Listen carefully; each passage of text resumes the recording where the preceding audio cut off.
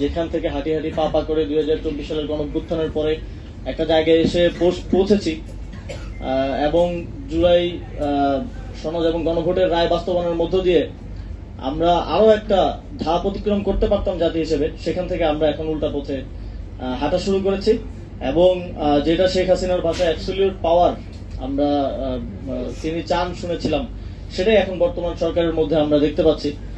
তবে তারা 2 মেয়াদ শেষ করে চাচ্ছেন না, তারা এখনই চাচ্ছেন অ্যাবসলিউট পাওয়ার। তো সেটা ভালো, বিএনপি যত খারাপ কাজ করবে, যত জনবিরোধী কাজ করবে, সেটা দ্রুতই করে ফেলুক আমরা চাই। কারণ আমরা আবারও 15 বছর 20 বছর আসলে অপেক্ষা করতে চাই না।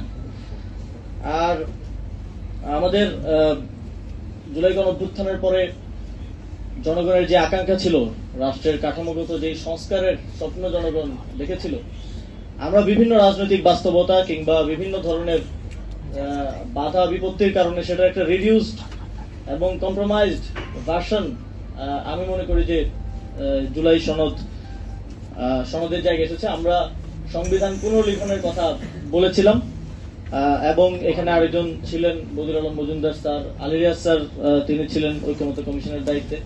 সংবিধান পুনর্লিখনের একটা উদ্যোগের জায়গা ছিল, সেটা পরবর্তীতে আর হয়ে ওঠে নাই।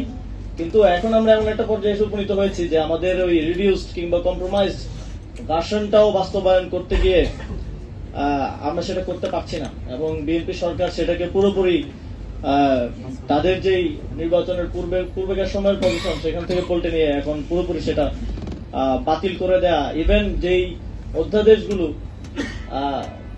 সরকারের ক্ষমতাকেও কমায় না, সেই অধ্যাদেশগুলো বাতিল করে দেওয়া হচ্ছে। ব্যাংক রেজলিউশন অধ্যাদেশের মতো খুব নিরীহ অধ্যাদেশ, যেটা আর্থিক খাতের জন্য কিংবা যেটার সাথে রাজনৈতিক কিংবা সংবিধানের কোনো ধরনের সম্পর্ক নাই, সেগুলোকেও তারা বাতিল করে দিচ্ছে।